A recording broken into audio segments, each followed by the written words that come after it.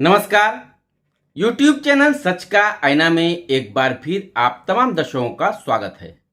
आज हम आपको एमके इंडिया सच का आईना में गया जिले की प्रोजेक्ट बेस्ड लर्निंग से संबंधित जानकारी देने जा रहे हैं। यानी पीबीएल जो है, जो पूरे बिहार में चल रहा है, इसमें गया जिला पूरे बिहार में सबसे आगे चल रहा है। और सबसे बड़ी बात पीबीएल की यह खासियत है कि पीबीएल के आने के बाद कई बच्चों ने आगे बढ़कर कार्य किया है और कई प्रोजेक्ट ऐसे प्रस्तुत किए हैं जिसे कई लोगों ने सराहा है। हम आपको बच्चे की कहानी बताने जा रहे हैं जो श्रेया कुमारी है, आदर्श बालिका मध्य विद्यालय गया की, जिसने पीबीएल आने के बाद काफ़ी उसके अंदर परिवर्तन आया। और आज हम आपको श्रेया कुमारी से मिलाने भी जा रहे हैं। श्रेया कुमारी अपने परिवर्तन की दास्तान यानी कहानी सुनाने जा रही है।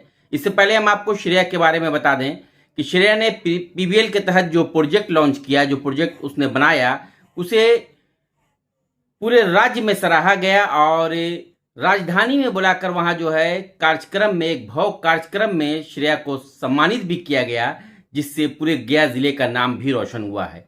आइए हम सुनते हैं श्रेया से पीबीएल से संबंधित जानकारी कि आखिर किस तरह से पीबीएल आने के बाद उसके अंदर परिवर्तन आया। और ऐसे तो गया जिला जो है पीबीएल के आने के बाद जो है, जो बच्चों को पीबीएल के तहत शिक्षा दी जा रही है, वो जो है खुद से करके बच्चे सीख रहे हैं। काफ़ी परिवर्तन आया है।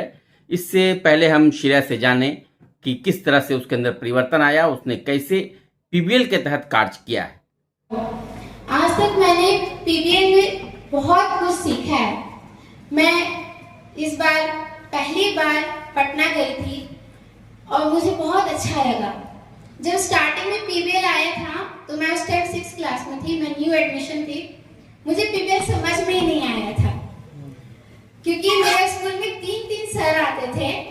एक हर्षित सर, एक और थे मनीष सर और एक और थे हर्षित सर के भाई थे अविनाश सर। वो 3 सर आते थे और तीनों बोलते थे प्रोजेक्ट करने के लिए, पर समझ ही नहीं आता था कि किस चीज का बना है, ये सर का बना है कि ये सर का बना है। पर फिर बाद में समझ में आया कि सब एक दूसरे से जुड़ा हुआ है, बस तरीका अलग अलग है। जो मनीष सर आते हैं वो सिर्फ साइंस का करवाते हैं, पर जो हर्षित सर है वो साइंस और मैथ दोनों का करवाते हैं, पीबीएल से रिलेटेड, जो कवाड़ से जुगाड़ से होता है।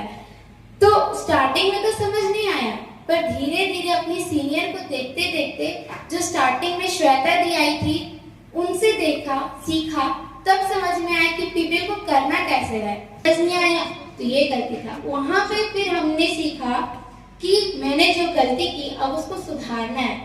फिर उसके बाद जब नेक्स्ट मौका मिला तो फिर हम लोगों ने ग्रुप बनाया, अच्छे से एक दूसरे की बातों को समझा कि कैसे करना है पीबीएल को।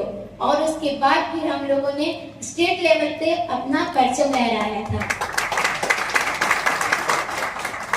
पहले में हुआ था तो मेरा मैथ्स से, हम साइंस में बना रहे थे प्रोजेक्ट, पर अचानक से कुछ कोडिंग वगैरह नहीं हुआ जिससे मेरा प्रोजेक्ट खराब हो गया था। हम साइंस से प्रोजेक्ट बना रहे थे स्टार्टिंग में, जब मुझे प्रखंड स्तर पर लेकर के जाना था, और मेरा कोडिंग खराब होने के चक्कर में हम कुछ देर रोए कि अब हम क्या करेंगे। एक दिन का समय था, अगले दिन हमको उसको प्रखंड स्तर पे पेश करना था, प्रोजेक्ट लेके जाना था। अब हम सोच रहे हैं कैसे करें, क्या करें। तब फिर मेरी फ्रेंड बोलती है जो मेरे ग्रुप में थी कि अब साइंस से नहीं बन रहा है तो मैथ से बना लेते, क्योंकि स्कूल में मैथ का प्रोजेक्ट नहीं बना है। तो फिर हम और मेरी फ्रेंड, हम 2 ही टीम मेंबर थे, लेकिन मेरी जो और फ्रेंड्स थी जो दूसरे ग्रुप की थी, उन लोग बोले कि चलो मदद करते हैं तुम्हारा, और तुम्हारा मैथ का प्रोजेक्ट कंप्लीट करवाएंगे हम लोग। फिर मेरी सारी दोस्त लोगों ने मिल करके मेरा मैथ का प्रोजेक्ट बनाने में मेरी मदद की।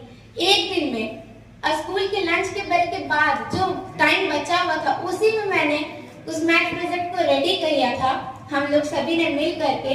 और उसके बाद जब उसको स्कूल में मैंने प्रेजेंट किया और प्रखंड स्तर पे लेके गए, तो उम्मीद नहीं था कि फर्स्ट होंगे, क्योंकि प्रोजेक्ट उतना अच्छा नहीं लग रहा था और डर लग रहा था कि कैसे बोल पाएंगे, क्योंकि पहली बार था, वहाँ पे पहली बार गए थे।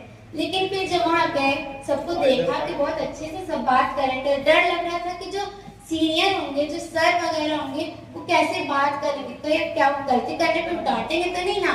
लेकिन फिर जब वहाँ गए तो देखे कि नहीं, वो लोग बहुत अच्छे हैं, बहुत अच्छे से बात करते हैं, तो फिर डर कम लगने लगा। और उसके बाद फिर बहुत अच्छे से हम लोगों ने सब कुछ एक्सप्लेन किया और फिर वहाँ पे मैं फर्स्ट आई। फिर इस तरीके से मैं इसी तरीके से जिला स्तर पर भी गई और फिर वहाँ के बाद में पटना गए। अब इस तरीके से हर महीने के पीपीएल को हम स्कूल में बहुत अच्छे तरीके से करते हैं और सिर्फ यही नहीं, हम लोग ग्रुपिंग में करके सीखते हैं, बहुत अच्छे से सीखते हैं। हम लोग देखते हैं पहले जब स्टार्टिंग में हमने था कि बोल नहीं पाते थे, हमको बहुत डर लग रहा था। अब बोल रहे तो अब डर नहीं लग रहा अब डर नहीं लग रहा। इससे पहले बहुत डर लग रहा था, हार्ट बीट तेज होता था। मम्मी को बार बार बोल रहे कि मम्मी कैसे बोलेंगे, वहाँ बहुत डर लग रहा है। सर को बोल रहे कि सर डर लग रहा है, कैसे बोलेंगे। पर सर बोले सर तुम अरे श्रेया तुम कर लोगे। तो सर है कि कॉन्फिडेंस बढ़ा रहे हैं और हम भी है समझ रहे हैं सर की बातों को। और आज यहाँ आप लोग सबके सामने बोल रहे हैं। यहाँ पे पापा जो है, मेरे पापा यहाँ आए थे सुबह छोड़ने। पापा यहाँ से लोग को छोड़ के गए तो पापा बोलते हैं यहाँ से जाने का मन नहीं कर रहा है। क्यों? क्योंकि तुम्हारे टीचर्स बहुत अच्छे हैं, सब बहुत अच्छे से बात करते हैं, यहाँ पे रहने का मन कर रहा है, उनकी बातों को सुनने का मन कर रहा है। पापा आधे मन से यहाँ से गए हैं, आत्मा यहाँ छोड़े, शरीर लेके से यहाँ से गए हैं मेरे पापा। और वो बोले हैं कि अपने हर्षित सर को बोलना कि सारा चीज का वीडियो बनाए और भेजे मेरे पास, ताकि हम सब कुछ अच्छे से देख सके।